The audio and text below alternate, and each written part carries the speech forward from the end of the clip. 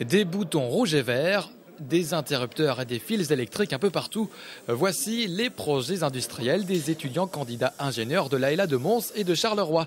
Les premières années travaillent sur les capteurs industriels en créant des montages axés plus sur le service à la société. En gros, comment faciliter le quotidien des gens. Et les deuxièmes, eux, insistent plus sur l'aspect génie technologique, notamment sur les montages axés autour de systèmes permettant de franchir des dénivellations par voie fluviale. De quoi joindre finalement la théorie à la pratique. C'est-à-dire d'allier le théorique avec la créativité, l'ingéniosité, la débrouillardise et d'être lié vraiment dès les premières années à l'aspect concret et pratique du métier.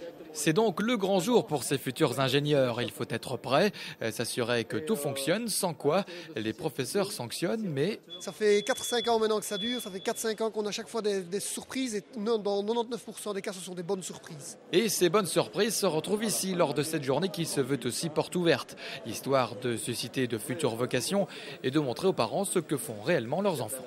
Qu'ils puissent comprendre les études de leurs enfants, qu'ils puissent voir que l'enfant, bon, et bien sûr, il a des cours de maths, il fait des intégrales, il fait des dérivés, il a des cours théoriques, mais il a aussi une partie très concrète dans sa formation. Une formation qui autorise l'imagination, comme cette machine ingénieuse qui récupère l'énergie thermique des eaux usagées.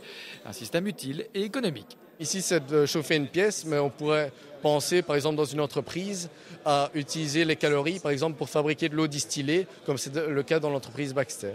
Ici, vous découvrez le projet de Nicolas, d'Élodie, de Diana et Loïc, toujours en lien avec la dénivellation par voie fluviale. Et ces étudiants ont même reconstitué l'écluse d'Ytre. Alors, à quoi ça sert tout ça ?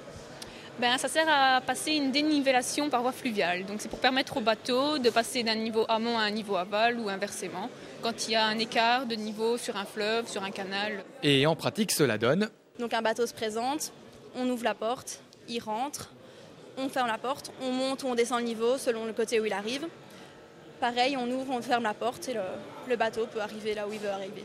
CQFD, les filles ont assuré, et oui, des demoiselles dans un univers plutôt réputé masculin. Cela change des habitudes. Mais au début, on arrive, on est une fille, alors d'office on nous regarde de haut en bas, on se demande un peu ce qu'on fait là.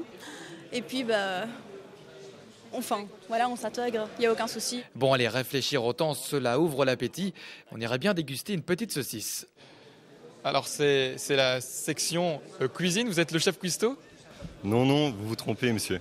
Nous, ici, nous sommes les ingénieurs de l'ISEC et nous avons fait une maquette qui fait que nous pouvons cuire en chaîne des saucisses, par exemple, ou alors même les gaufres, et ceci tout automatiquement. Ici, normalement, nous avons un capteur qui le détecte. Les saucisses sortent enfin du four, direction l'assiette. Oups, c'est raté. Verticalement, c'est plus évident, mais c'est finalement dans l'estomac que leur chemin s'arrêtera. Et c'est coupé de sel.